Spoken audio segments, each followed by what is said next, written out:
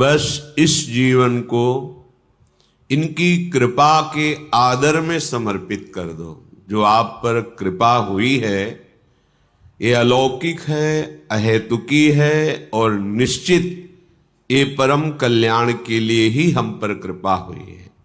जब जिस जीव के आवागमन चक्र का अंतिम जन्म होता है तो उसे नाम रूप लीला धाम का महामहिम स्वरूप श्रवण कथन करने का सौभाग्य, संत समागम और आराधना उपासना पद्धति ये प्राप्त होती है। महापुरुषों के वचनों के अनुसार जो हमें प्राप्त है ये हमारे अंतिम जन्म की सूचना है। यदि हम कृपा का आदर करते हुए जो उपासना पद्धति मिली है उसमें अपने जीवन को अर्पित कर दे तो प्रियालाल की अहेतुकी कृपा से यह हमारा आखिरी जन्म होगा। दुख क्लेश अशांति सदा सदा के लिए मिट जाएंगे। श्रीपाद प्रबोधानंद जी महाराज कह रहे हैं, भ्रातर भोगा सुभुक्ता का इहि न भवता नापि संसार मध्ये विद्यादानाध्वराद्यैः कति कति जगति ख्याति पूजाद्य लब्धा अद्याहारे पियादृच्छिक उर्गुणवानप्यहो संवृतात्मा श्रीमद वृंदावनेस्मिन् सतत मट सखे सर्वतो मुक्त संगः। हे भाई, यदि तुम्हारा मन ऐसा प्रलोभन दे रहा हो आपको कि ये भोग तो भोगा नहीं, अगर भोग लूं तो हमारा मन शांत हो जाएगा, ऐसी बात मत मानना।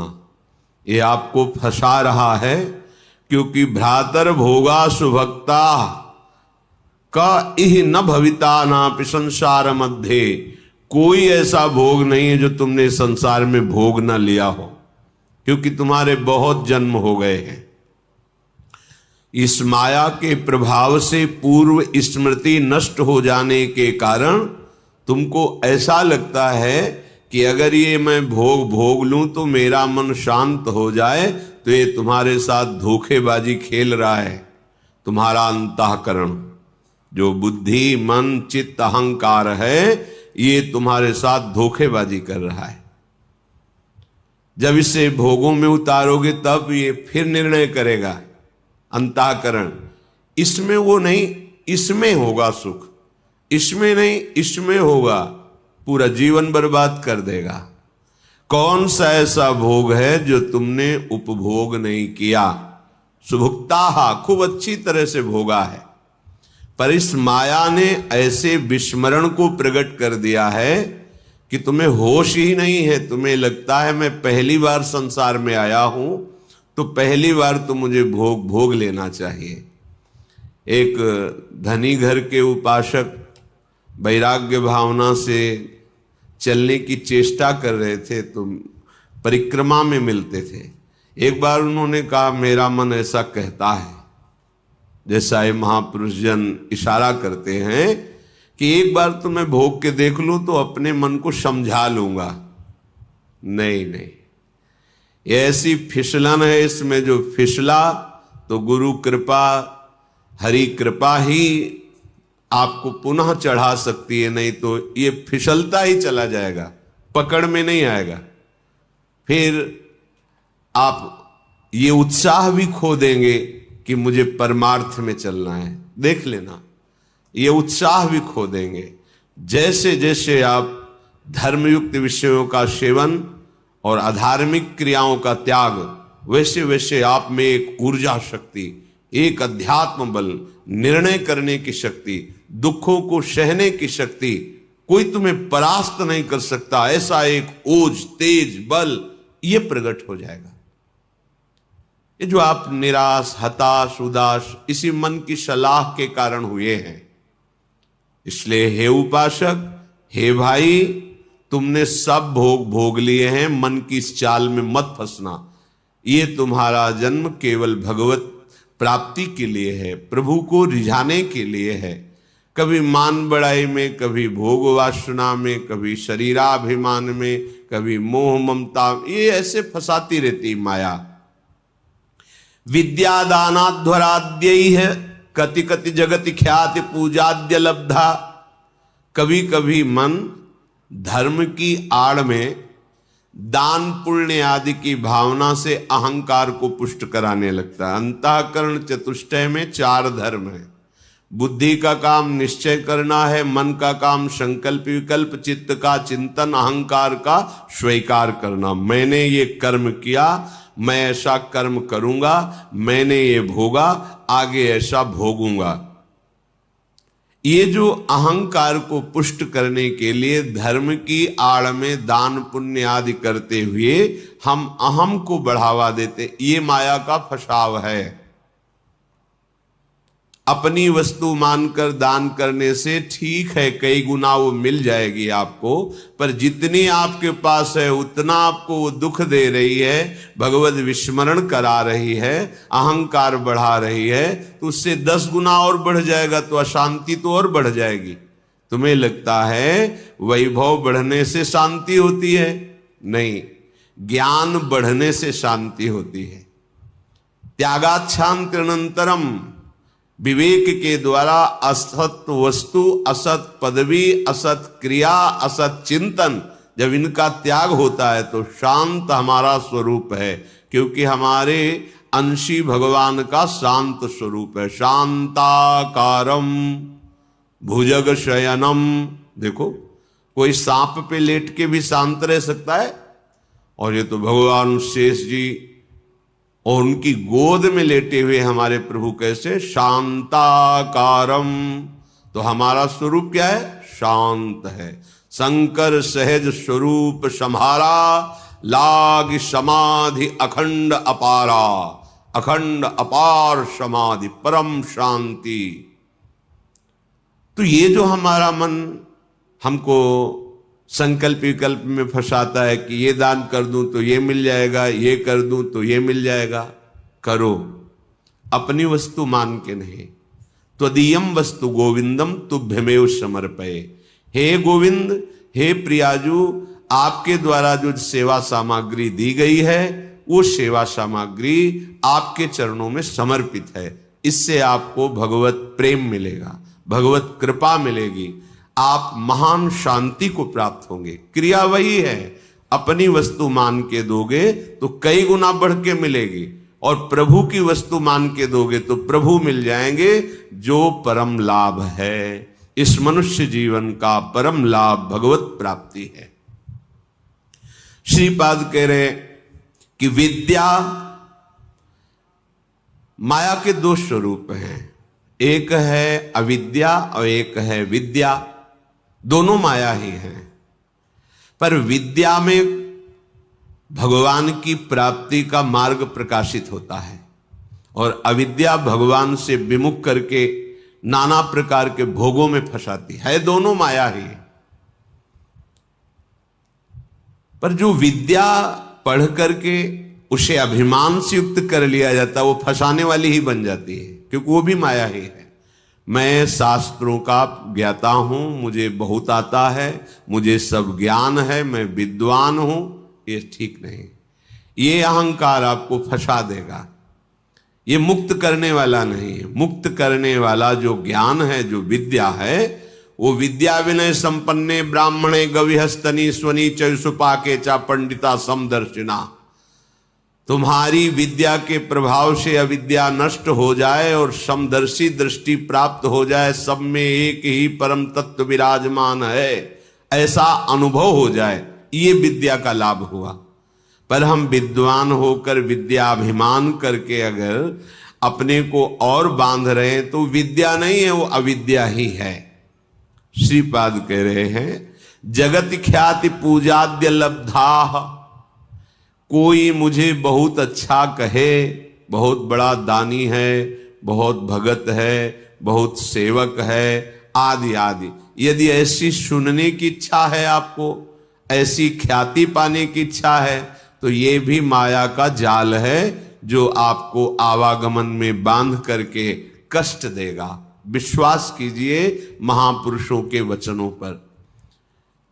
जब आप अखिल लोक चूड़ामणि भगवान के दासत्व से युक्त हो जाएंगे, उनके महामहिम नाम का जप, उनकी चरण सेवा, उनके गुण कीर्तन, तो आपका यश तो अपने आप हो जाएगा। पर यदि आप चाहेंगे यश और उसमें राजी रहेंगे तो आपका परमार्थ नहीं बनेगा। स्वार्थ तो जय जयकार लोग करेंगे पर परमार्थ नहीं बनेगा। फिर लाभ क्या मिला? अद्याहारे पि यादृच्छिक उर्गुण वानप्य हो समृतात्मा।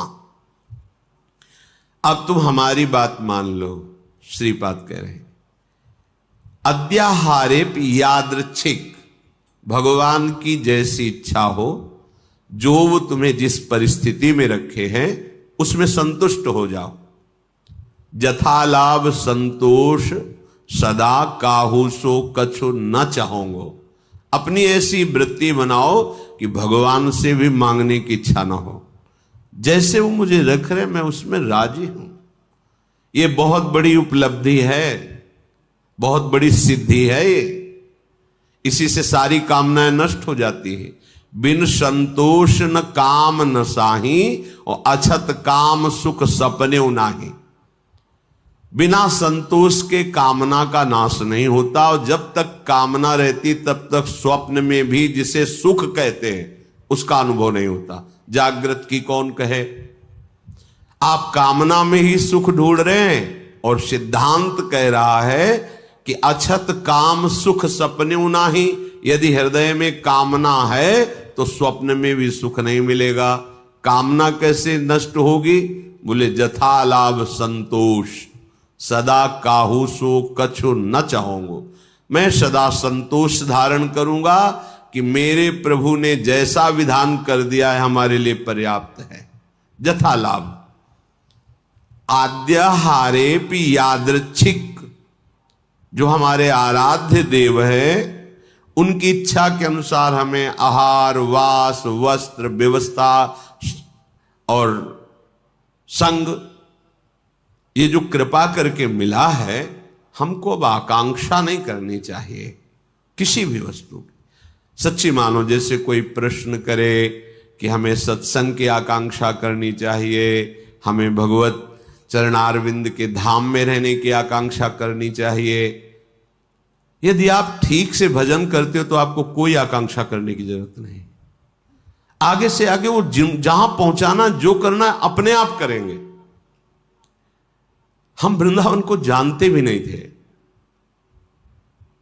पहली बार स्मरण हुआ कैसा होगा वृंदावन, क्योंकि अपने लोगों की अंतर्दृष्टि रहती थी, एक एक हरकत पर नजर थी अंदर की, बाहर का तो मतलब ही नहीं था। भगवान की ऐसी असीम कृपा रही है कि यौवन अवस्था में कभी कहीं भरपेट भोजन मिला हो तो मिला हो, ना कोई गर्म कपड़े पहनना, ना जीवन में कभी पंखा चलाना। ये ऐसी दुनिया का प्रपंच तो बहुत दूरी बात है, कभी पंखा के नीचे सोए हो ऐसा अनुभव नहीं है वृंदावन के सिवा। एकमात्र अंतर्दृष्टि, मेरी वृत्ति कहां है, बस इसी पर रहती थी। कहां है मेरी वृत्ति? बस हर तरह से इस मन को देखा है। जैसे लोग कहते हैं ना, मामू को मार्ग में पीएचडी किए, तो साधक उपासक साधु महात्मा केवल मन पर दृष्टि रखते हैं। सारी पढ़ाई मन की है, इसमें और कोई बाहरी बातें नहीं है। इसमें परम सिद्धि का जो लाभ होता है वो केवल मन पर दृष्टि रखी जाती है। उसी को दृष्टि में रख करके सृष्टि से बचा के और भगवान के चिंतन में लगाना, बस एक लगन लगी हुई, कैसे ब्रह्म साक्षात्कार हो, कैसे वहां कोई ये गुंजाइश नहीं थी। भोग सामग्री, भोग वार्ता, भोग दृश्य, घाटों में कहां गुंजाइश?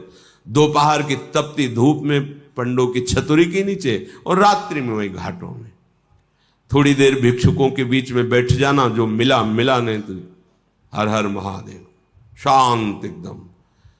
ब्रह्मचर्य और संयम का बड़ा बल होता है। कभी निराश हताश और ऐसा नहीं कि चलने लायक नहीं, ऐसा कभी अनुभव जीवन में नहीं हुआ। आप समझिए वो परिस्थिति अगर ना मिलती तो शायद है कि वो अनुभव भी ना होता। जो अनुभव,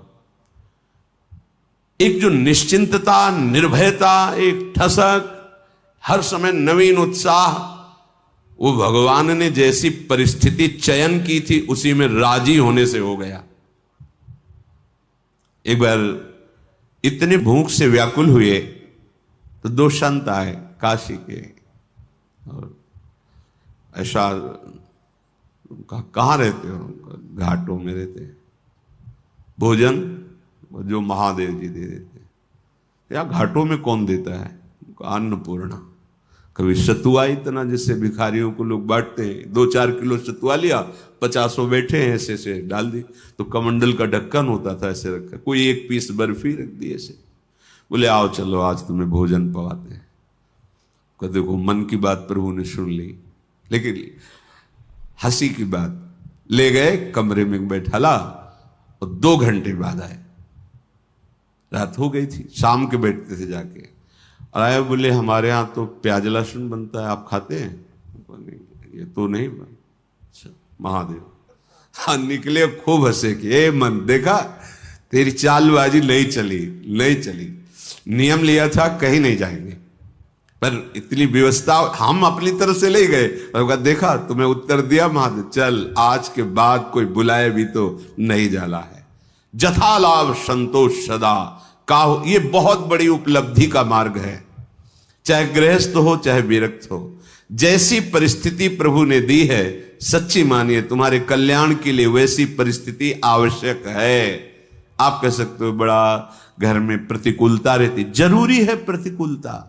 भगवत प्राप्ति के लिए जो तुम्हें प्रतिकूलता मिली जरूरी है, बड़े बड़े सिद्ध भक्तों को मिली है। आप तो अभी भक्ति के मार्ग में कदम रखना चाहते हैं, और जो भक्ति के सुभट हैं उनके साथ भारी से भारी प्रतिकूलता हुई। हम प्रतिकूलता का निरादर न करें, वो भगवत कृपा है जो मुझे दलदल से निकाल रही है। सबका स्वरूप सामने आ रहा है। रहीमन विपदा हो भली, जो थोड़े दिन होए, हित अनहित या जगत में जान परे सब कोई। तो अद्याहारे पी यादृच्छिक उर्गुण वा नप्य हो समृतात्मा। जब आपको जैसी परिस्थिति में रखा गया उसके बदलने के लिए आप दिखावा न कर दें। दिखावा होता है। ब्रह्मबोध प्राप्त करने के लिए एक महापुरुष मिले थे, उन्होंने कहा था कि अपने गुणों को प्रकाशित ना करे, मौन का आश्रय ले, और ऐसे जैसे कोई विक्षिप्त हो ऐसे रहे, फिर उसकी जो यथालाभ व्यवस्था होती उसमें रहे तो उसे बहुत जल्दी ब्रह्मबोध प्राप्त हो जाता है। अपने गुणों को प्रकाशित करके, अपनी महिमा को प्रकाशित करके उसका उपभोग करने लगे तो फिर वो स्थिति से गिर जाता है, वो उस चरम अवस्था को प्राप्त नहीं होता। गंगा किनारे एक से एक महापुरुष, एक से एक दिव्य अनुभवी महापुरुष, यहां कह रहे उर्गुण वानप्य हो समृतात्मा।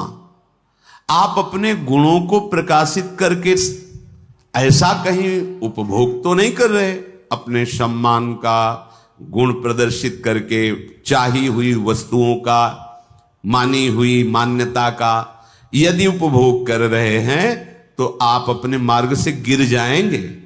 आपको गुण प्रदर्शन नहीं करना। हम प्रभु के गुण गा रहे हैं, प्रभु का नाम कीर्तन कर रहे हैं, प्रभु की सेवा कर रहे हैं, प्रभु का जस गा रहे हैं। हजारों को लाभ मिले, लाखों को लाभ मिले, करोड़ों को मिले, सबका मंगल हो, कोई परेशान। यहां कह रहे कि अपने गुणों का प्रदर्शन करके प्राप्त विषयों का सेवन उपभोग करना, विषय आए स्वीकृत नहीं हृदय में, जथा लाभ संतोष सदा। महलों में राखो चाहे झोपड़ी में वास दो, कोई प्रश्न नहीं है। चित्त का समाधान हो चुका है, अब कोई परेशानी नहीं है, कोई खुशी नहीं है, कोई दुख नहीं है। बहुत उत्तम स्थिति का वर्णन कर रहे हैं उपासक की। श्रीमद वृंदावनेस्मिन सतत मठ सखे सर्वतो मुक्त संगा। ये अमृतमय वचन। वृंदावन में तुम्हारा आगमन हुआ, वृंदावन का आश्रय लिया, वृंदावन का वास, तो यहां किसी का संग मत करना। कह रहे सखे सर्वतो मुक्त संगा। सर्व संग और संत संग इस सर्व में नहीं आता। जो भगवत अनुराग में रंगे हुए महापुरुष हैं, तो भगवत प्राप्त संतों ने भी ऐसी आकांक्षा की कि मुझे ऐसे प्रेमी महाभागवतों का संग मिले, क्योंकि बिना उनकी चरण धूल में बैठे, उनकी चरण धूल से अभिषिक्त हुए ना तत्वबोध होता है, ना भगवत प्रेम होता है। तो संतों का संग ही सर्व संग का त्याग कराता है। इसीलिए श्री भगवान ने अपनी प्रसन्नता, अपनी प्राप्ति के उपाय का जब वर्णन किया तो कह रहे हैं व्रतान यज्ञ छंदांस तीर्था नियमा यमाह यथा वरुंधित सत्संगा सर्वसंगोपहो हिमाम।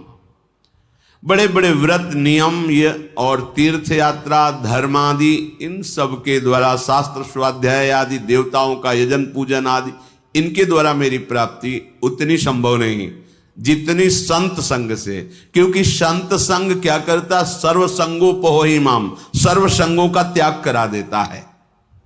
जो आसक्ति संसार में, विषयों में, व्यक्तियों में, वही आसक्ति यदि संत महात्मा में हो जाए तो मोक्ष का खुला हुआ द्वार शास्त्रों में पाया गया है। तो यहां जो सखे सर्वतोमुक्त संगा, उसका भाव है जो प्रभु से विमुख जन है उनसे हमारा परिचय भी नहीं होना चाहिए। वृंदावन ऐसे रहे मनो चिन्हारो नाई, हम नहीं पहचानते किसी को, नेत्र नीचे हैं, अपने मार्ग को देख रहे हैं और अपने प्रिया प्रीतम का स्मरण कर रहे हैं। जो मिलता है मेरे प्रभु इस रूप में आए हैं, ऐसे भाव से। कहीं कोई सांसारिक भाव, सांसारिक संबंध नहीं। सांसारिक प्रपंच को स्वीकार करने वाला उपासक उपासना में आगे बढ़ नहीं सकता।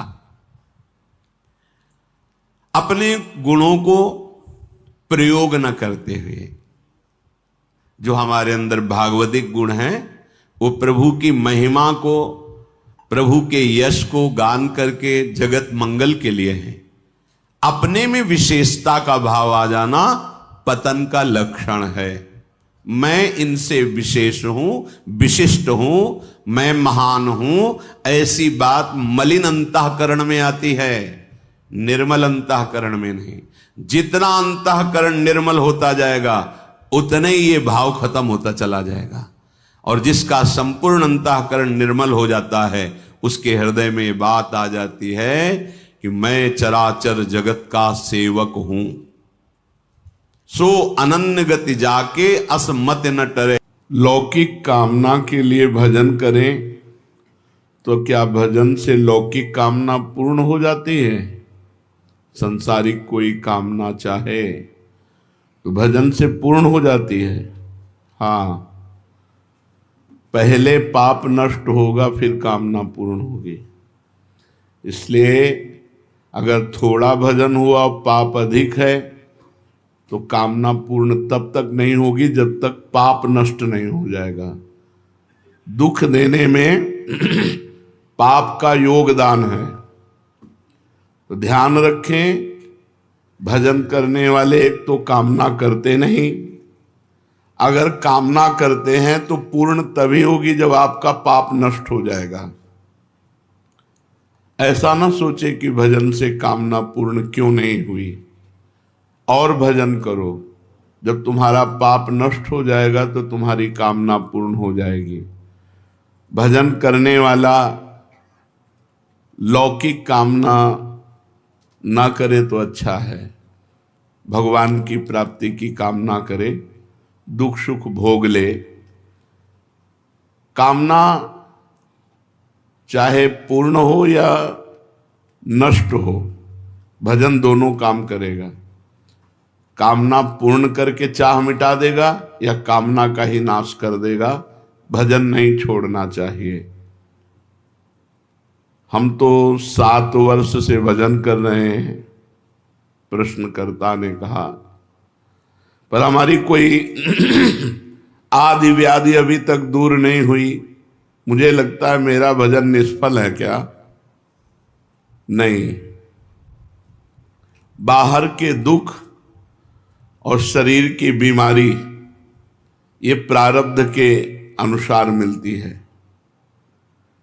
भजन का फल है अंतःकरण शुद्ध होकर भगवदानंद की प्राप्ति होना। भजन का फल ये नहीं कि तुम्हारा जुकाम बुखार ठीक हो जाए, तुम्हारा ये ठीक हो जाए। अगर चाहोगे उस कोटि का भजन करोगे तो हो जाएगा, पर भजन का फल ये नहीं है।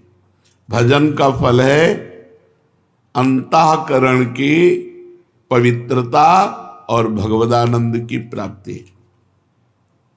महाराज, शरणागति का क्या अर्थ है? सब प्रकार से अपने सर्वस्व को, तन मन धन कामना वासना बुद्धि अहंकार सबको भगवान को अर्पण कर देने से शरणागति पूर्ण हो जाती है। तन मन धन कामना वासना बुद्धि अहंकार, इसमें अपनापन न मानना, ये सब भगवान का है, ऐसा अर्पण कर देना। अहंकार भी भगवान का है, बुद्धि भी भगवान की है, मन भी भगवान का है, चित्त भी भगवान का, तन भी भगवान का, धन भी भगवान का, मन भी भगवान। अब सारा भार प्रभु पे अर्पित करके हम निश्चिंत हो गए, निर्भय हो गए। बहुत बढ़िया बताया, पर ये होता नहीं है। इसका साधन क्या है? शरणागति तन मन प्राण धन बुद्धि अहंकार सब कुछ समर्पित हो जाए, इसकी साधना क्या है? पहला, भगवान के अनुकूल ही सब कार्य करे, प्रतिकूलस्य विसर्जनम, श्री कृष्ण अनुकूलेन। तन मन वचन से कोई पाप कर्म न बने, सबसे पहला है। शरणागति के लिए मनमानी आचरण करने वाला शरणागत नहीं होता। तन से मन से वचन से श्री कृष्ण अनुकूलेन प्रतिकूलस्य विसर्जनम, प्रतिकूल आचरणों का त्याग और अनुकूल आचरण भगवान के करना, ये पहला साधन है। प्रतिकूलस्य विसर्जनम, पाप आचरण न होने पावे। अगर पाप आचरण होंगे तो शरणागति आपकी नहीं मानी जाएगी। एक प्रश्न आज कर रहे थे कि जब पुण्य भगवान को समर्पित तो पाप भी भगवान को समर्पित। ये पुण्यात्मा का या महात्मा का लक्षण नहीं कि जो मन में आया सो कर लिया, इसके बाद कोई पश्चाताप नहीं। अगर हमसे गलत हो गया तो हमारा हृदय जले, भगवान से प्रार्थना करें कि प्रभु दोबारा ऐसी हमसे गलती ना हो, तब तो वो गलती से निकल पाएगा। जब जलन ही नहीं तो गलती से निकल ही नहीं पाएगा। भगवान के शरणागत के द्वारा पाप नहीं होता, ये पहला लक्षण है। अगर हमें शरणागत होना है तो पाप आचरण हमें छोड़ना है। नाम जप के प्रभाव से हमें पाप आचरणों से डरना है, बचना है, नहीं हम प्रभु की शरण में नहीं हो पाएंगे।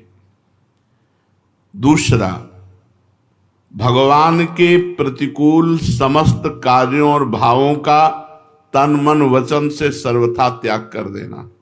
पहला है भगवान के अनुकूल आचरण करना, और दूसरा है भगवान के प्रतिकूल जितने आचरण हैं, तन से मन से वचन से कर्म से, उनका त्याग कर देना। तीसरा, एकमात्र भगवान में दृढ़ विश्वास, जो कुछ होगा सब प्रभु से होगा, प्रियाजू से होगा, पूर्ण विश्वास। चौथा, भगवान ही हमारे रक्षक हैं, किसी और का सहारा ना ले। भगवान ही हमारे रक्षक हैं, हमारे प्रभु प्रेमास्पद, हमारी गति, हमारा आश्रय, हमारा ध्येय, हमारा लक्ष्य एकमात्र भगवान है। भगवान ही एकमात्र हमारे रक्षक हैं, वही हमारी गति है, वही हमारा आश्रय है, वही हमारा ध्येय है। ध्येय जिनका ध्यान किया जाता है वही हमारा लक्ष्य है, दूसरा कोई नहीं, एकमात्र प्रभु। पांचवा, जो कुछ भी सोचें, बोले, करें, वो केवल भगवान के लिए करें। सोचें तो भगवान के लिए सोचें, करें तो भगवान के लिए करें, बोलें तो भगवान के लिए बोलें। शरणागति। सब कार्य करते हुए भजन साधना अपना कोई पुरुषार्थ न माने, ये भगवान की कृपा शक्ति से हो रहा है ऐसा अनुभव करे। शरणागति पुष्ट होने के लिए सब कार्य साधना के हो रहे हैं, पर मेरे सामर्थ्य से नहीं हो रहे, ये तो भगवान की कृपा शक्ति के द्वारा हो रहे हैं, मेरे में कोई पुरुषार्थ नहीं, कोई सामर्थ्य नहीं। सातवां, सब कुछ भगवान को अर्पण करने के बाद अर्पण करने का अहम नहीं। आपकी वस्तु आपको समर्पित, मेरा क्या था जो मैं अहम करूं। सब कुछ समर्पित होने के बाद समर्पण का अहंकार नहीं। मैंने भगवान को सब समर्पित, मेरा क्या था, उन्हीं का तो था। मन वही बने हैं, बुद्धि वही बने, चित्त वही, अहम वही, तन मन धन सब उन्हीं का। मेरा क्या, मेरा भ्रम था, मेरा वो मिट गया उनकी कृपा से। ये उपरोक्त जो आपने 7 साधन बताए, तो शरणागति का ये साधन ठीक ठीक चल रहा है, इसका हम कैसे पता लगाएं कि हमारी शरणागति ठीक ठीक से हो रही है? 4 बातें। पहली बात, भगवान का परम प्रेम के साथ चिंतन और उस चिंतन में डूबना। जब आपकी शरणागति हो जाएगी तो ये लक्षण 4 प्रकट होंगे। भगवान के नाम का, रूप का, लीला का, गुण का परम प्रेम के साथ चिंतन और उसमें डूबना, आनंदित होना। नाम चल रहा है तो उसी को सुन रहे हैं, उसी को देख रहे हैं, उसी में डूब रहे हैं, शरणागति आपकी पुष्ट हो रही है। दूसरा, कार्य करते समय ये मैं प्रभु के लिए कर रहा हूं, कार्य समाप्ति के बाद प्रभु को समर्पित कर रहे हैं। तीसरा, चाहे सुख मिले या दुख, लाभ मिले या हानि, हमारी मस्ती में कोई फर्क नहीं पड़ेगा। यदि हम शरणागत हैं तो चाहे सुख मिले चाहे दुख, चाहे लाभ मिले चाहे हानि, हम मस्त रहें, राधा राधा राधा राधा। चौथा, हमारे अंदर की कामनाएं नष्ट हो रही हैं। जब शरणागति पुष्ट होगी तो 4 लक्षण प्रकट होंगे। भगवान के नाम का, रूप का, लीला का, गुण का चिंतन और उसी के आनंद में डूबना, भगवान के अनुकूल ही सारे कार्य करते हुए भगवान को समर्पित करना और भगवान के प्रत्येक विधान में राजी रहना, चाहे सुख मिले चाहे दुख, चाहे मान मिले चाहे अपमान, चाहे हानि मिले चाहे लाभ। और चौथा, हमारे अंदर कामनाएं नष्ट हो रही, अब बढ़ नहीं रही, धीरे धीरे मन शांत हो रहा है। इस अवस्था में परम शांति, शाश्वत शांति मिलने लगती है जब शरणागति पुष्ट हो जाती है। ये परमोच्च अवस्था है शरणागति। इस अवस्था में स्थित होकर के साधक भगवान की दिव्य लीलाओं में प्रवेश पा जाता है बहुत जल्दी शरणागति से। शरणागति होने पर स्थिति में क्या होता है? भगवान से प्रेम, तत्व का ज्ञान, संसार से वैराग्य, 3 बातें उसमें जागृत हो जाएंगी। भगवत प्रेम, तत्व ज्ञान, सर्वत्र भगवान है, और संसार से वैराग्य। समर्पण में क्या क्या समर्पण किया जा सकता है? जो कुछ भी तुमने अपना माना है, सब कुछ, जो कुछ तुमने अपना माना है सब कुछ भगवान को समर्पित कर दो, निर्भय हो जा। तुम्हारी ही वस्तु कई गुना बढ़कर तुम्हें मिलेगी। जैसे लॉकर में जब बैंक में जमा करते हो तो तुम्हारी वस्तु सुरक्षित रहती है ना, तो भगवान को समर्पित कर देने का मतलब है कई गुना बढ़कर उसका परमानंद मिलना। शरीर तो चिदानंद शरीर मिलेगा, पार्थिव शरीर समर्पित कर दो तो चिदानंद शरीर भगवान दे देंगे अपने सहचरी भाव, दास भाव, गोपी भाव, जिस भाव के आप हैं। इंद्रिय तो दिव्य इंद्रियां हो जाएंगी जो भगवान के रूप गुण लीला का दर्शन कर सके। मन जो भगवान की सेवा का संकल्प विचार कर सके। बुद्धि जो भगवान की लीला का निश्चय करवा सके। अहंकार जो भगवान के दासत्व में स्थित हो जाए। सब कुछ समर्पित कर दो और बेपरवाह हो जाओ। आज से हमारा सब कुछ प्रियालाल को समर्पित है। भगवान की वस्तु भगवान को समर्पण नहीं जो करता तो उसका क्या फल होता है। जो मनुष्य शरीर, मन, बुद्धि, चित्त, अहंकार इनको अपना मान करके अपने लिए भोगों में लगाता है वो बड़ी भारी भूल करता है। जीवन के अंत में उसे 4 बातें मिलती हैं। असफलता, क्योंकि अब खाली हाथ जा रहा है। अतृप्ति, क्योंकि भोगों से कभी तृप्ति नहीं हुई। जीवन भर का ढोया हुआ पाप, दुखों का भार और नरक की यात्रा।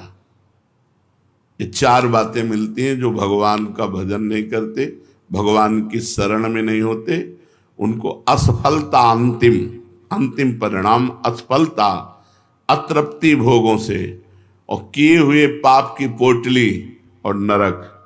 ये 4 बातें मिलती हैं जो समर्पण नहीं करता, जो भजन नहीं करता। अपने को भगवान के प्रति समर्पण करने से क्या लाभ होता है।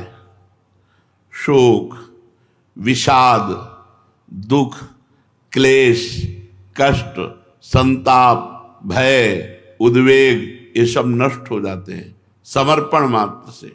भगवान के हम हैं, ये निश्चित बात समझ लो। समर्पण मात्र से दुख, क्लेश, कष्ट, संताप, भय, उद्वेग ये सब नष्ट हो जाते हैं। आनंद घन भगवान के आश्रय में उस जीव को नित्य परमानंद की प्राप्ति होती है और कैसा भी हो अंत में भगवत परम पद। समर्पण का फल अंत में भगवत परम पद। जीवन भर कष्ट, क्लेश, उद्वेग, अशांति उसे छू नहीं सकती जो भगवान का शरणागत है। समर्पण की बात मन में क्यों नहीं आती? क्योंकि सत्संग नहीं मिला। श्रवण सुजस सुनियायऊं, प्रभु भंजन भवभीर, त्राहि त्राहि आरति हरन, सरन सुखद रघुवीर। शरणागत को सुख देने वाले हे रघुनाथ जी, त्राहिमाम त्राहिमाम, आपका यश सुन करके आपकी शरण में मैं आया हूं। जब तक भगवान की महिमा सत्संग में सुनने को नहीं मिलती तब तक शरणागति का भाव उदय नहीं होता, और जब तक विपत्ति नहीं घेरती तब तक असली शरणागत नहीं होती। जैसे गजेंद्र जब हार गया, देखा पूरा परिवार गया छोड़कर, मेरे में भी बल नहीं रह गया, अब ग्राह मुझे घसीट ले जाएगा, तो शरणागत हो गया। जब द्रौपदी ने देखा कि पूरी सभा पांडव भी कोई साथ नहीं दे रहे, मेरी भुजाएं थकित हो गई, अब मैं दांत से भी नहीं पकड़ सकती, तो हा गोविंद द्वारिका वासिन।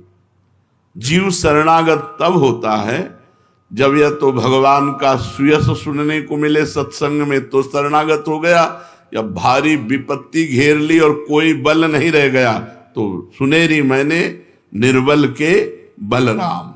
जिसका कोई बल नहीं वो भगवान के आश्रित, भगवान के समर्पण।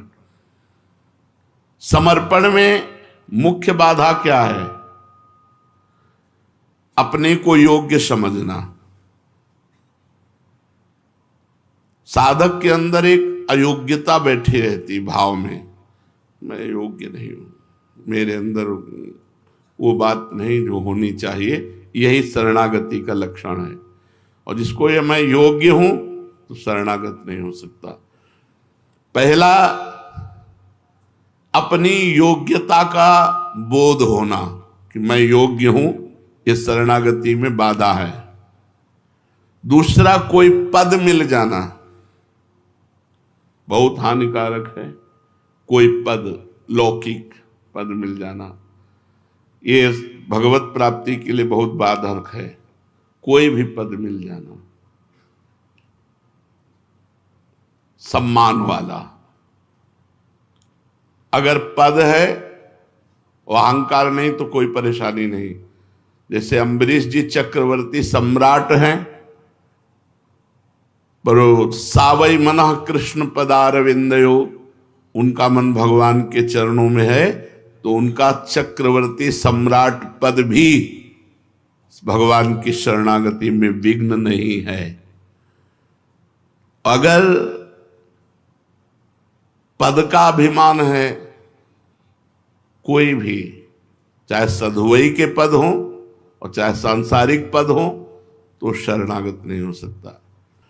जो पद है ये शरणागति में बाधक है। संपत्ति, वैभव, अगर उसका अभिमान है, अपनी बुद्धि चातुरी पर विश्वास, ये शरणागत नहीं होने देगा। और देहाभिमान, देह में बल, देह भाव का बल, ये शरणागत नहीं है। अपबल, तपबल और बाहुबल, चौथो बल है दाम, शूर किशोर कृपाते सब बल, हारे को हरि नाम।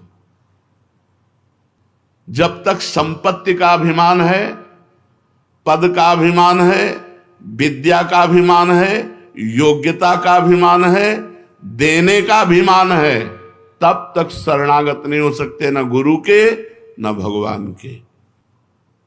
हरि रूठे गुरु शरण है, गुरु रूठे हरि नाहि, खिलवाड़ नहीं है। आपका अभिमान हो जाएगा तो भगवान शंकर भी कहते चलो चलो काकभूषुंडी जी के पास जाओ।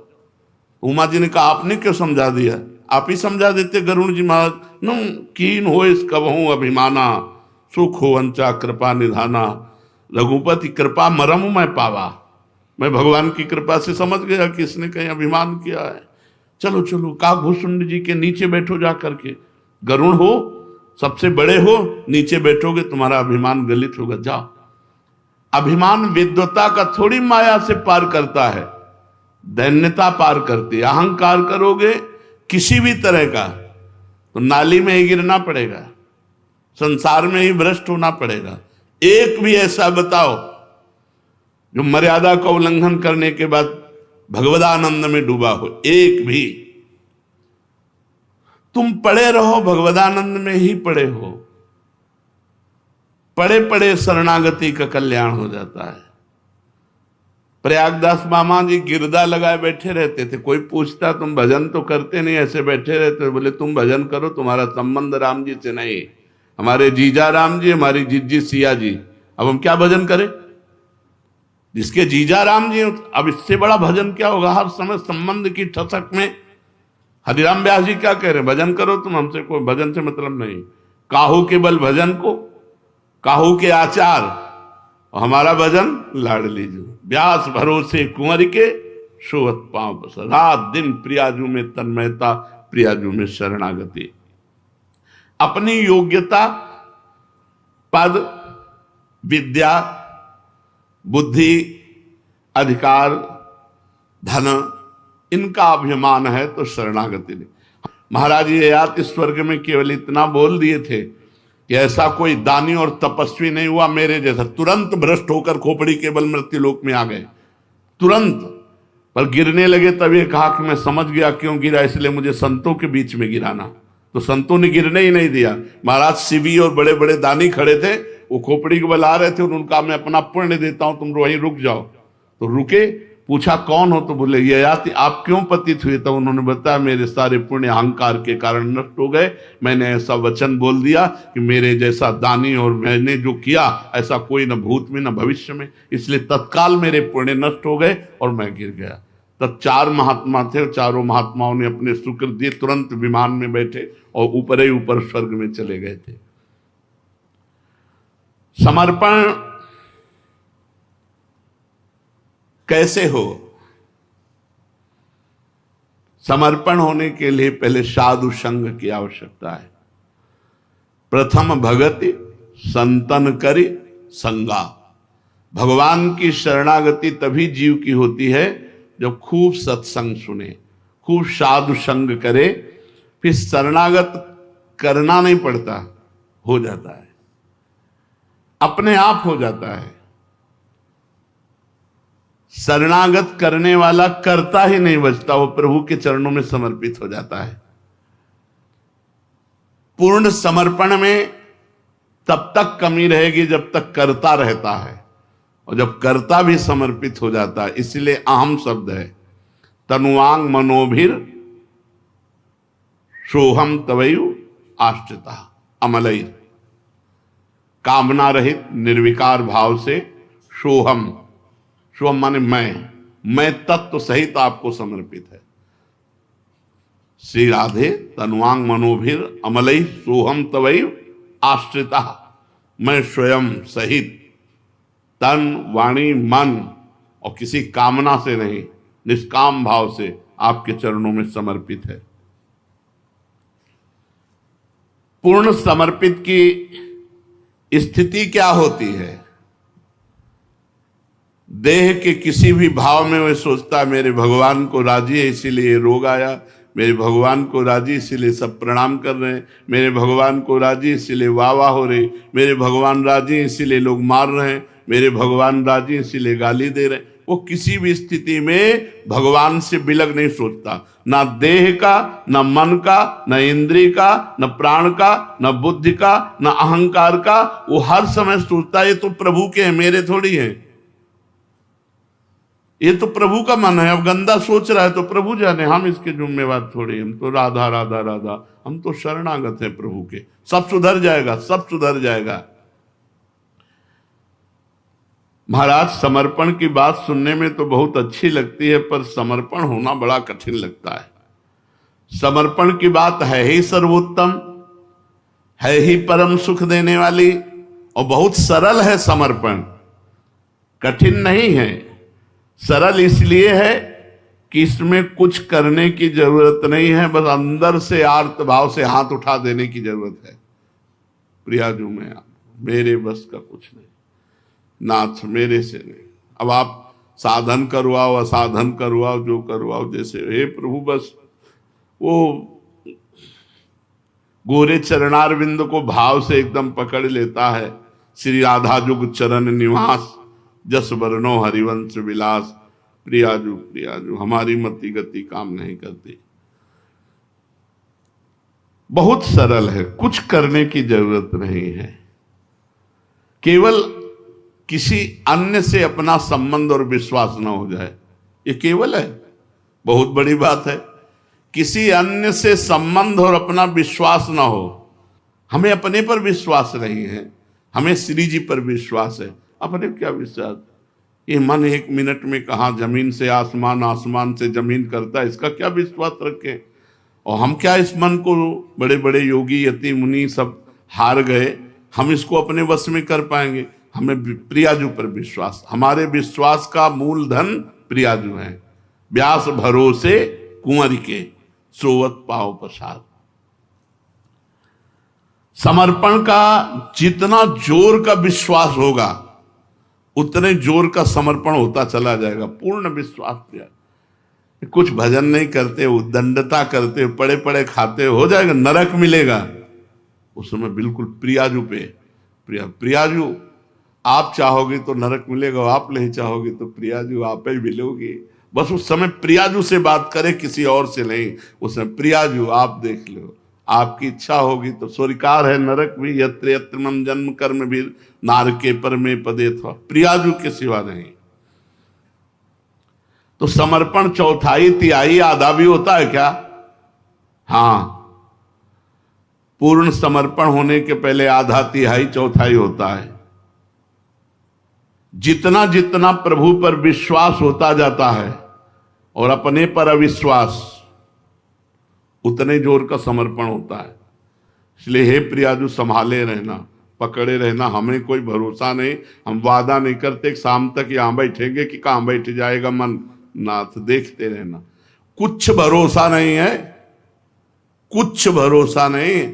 अभी कह रहा है राधा राधा, थोड़ी देर में चाट पकौड़ी चिंतन करेगा, थोड़ी देर में संसार चिंतन करेगा, इसका कोई भरोसा नहीं। ये उड़ती हुई चिड़िया है, कब कहां बैठ जाए कोई भरोसा नहीं। भरोसा है प्रियाजू का, हमारे साधन का भी भरोसा नहीं, भरोसा है प्रियाजू। एक अपराध बन जाए सब साधन चौपट हो जाए, भरोसा प्रियाजू का है।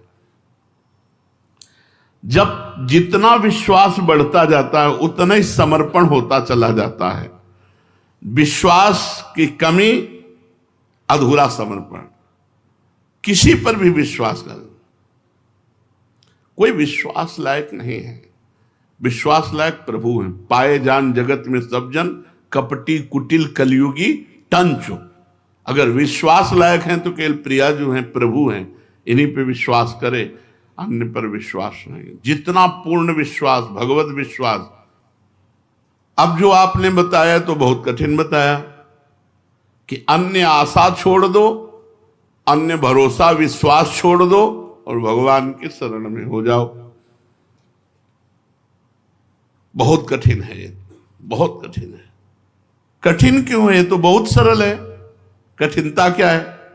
भगवान पूर्ण है तो आशा पूर्ण से रखनी चाहिए कि अपूर्ण से रखनी चाहिए? अपूर्ण ये सब संसार है, इनसे क्या आशा? भिखारियों से भीख मांगो तो क्या मिलेगा? हम लोग प्रभु का दिया हुआ पा रहे हैं, पुण्य का नहीं, प्रभु का दिया। तुम पुण्य का वो, जिस दिन पाप लगेगा, पाप का क्रम आएगा, तो ऐसे फूल रुई की तरह उड़ जाओगे। दम है क्या? दम उसे कहते हैं जो भगवान से जुड़ा है, बहुत बड़े मालिक से जुड़ा है। यह थोड़ी होता है कि उसका भजन बल काम करता है, उसका शरणागत बल काम करता है। ऐसे ही दास का अपमान, स्वामी का अपमान। दास से वैर, स्वामी से वैर, यह शरणागति संबंध होता है। इसमें योग्यता नहीं देखी जाती। दास का स्वामी से संबंध, सीधे कनेक्शन। दास गरजता है तो स्वामी के बल से गरजता है। अंगद जी में इतनी सामर्थ्य नहीं थी जितनी वहां नरांतक, देवांतक, मेघनाथ, ऐसे जैसे महावीर बैठे थे। देवराज इंद्र को भी पक्षी की तरह पिंजड़े में बंद करके लाया मेघनाथ, इसीलिए उसका नाम इंद्रजीत पड़ा। और उस सभा में ताल ठोक दी अंगद जी ने और कहा सिया जी को राम जी वापस चले जाएंगे, सिया जी को हार जाएंगे यदि मेरी कोई पैर को उठा दे। सुमेरी प्रताप, भगवान के प्रताप का स्मरण किया, पन रोपा। हे, तुम्हारी सभा में कोई वीर हो तो मेरा पैर उठा दे, राम जी वापस चले जाएंगे, सिया जी को हार जाएंगे। इतनी बड़ी दास में सामर्थ्य कि स्वामी से बिना पूछे सिया जी को छोड़ देंगे, राम जी वापस चले जाएं। इतना विश्वास अपने स्वामी के प्रताप पर है। पैर पर सुमिर प्रताप, भगवान के प्रताप को सुमिर करके जे भी पैर रखा, सुमेरु पर्वत हो गया। कोई वहां वीर ही नहीं था कि उठा सके। भगवान का बल दास का बल होता है। हमारा पूरा बल क्या है? प्रियाजू, लालजू।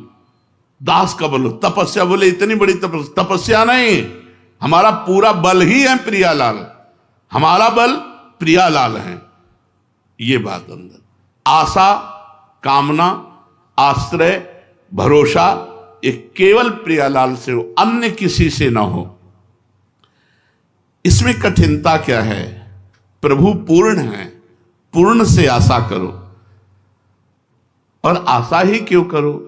जब वो मां की तरह अपने भक्तों को दुलार करते हैं, करो सदा तिनके रखवारी, जिम बालक राखे महतारी, तो हमें मांगना भी नहीं चाहिए। वो आगे से आगे व्यवस्था करें। सच्ची कह रहे हैं, आगे से आगे व्यवस्था करें हैं।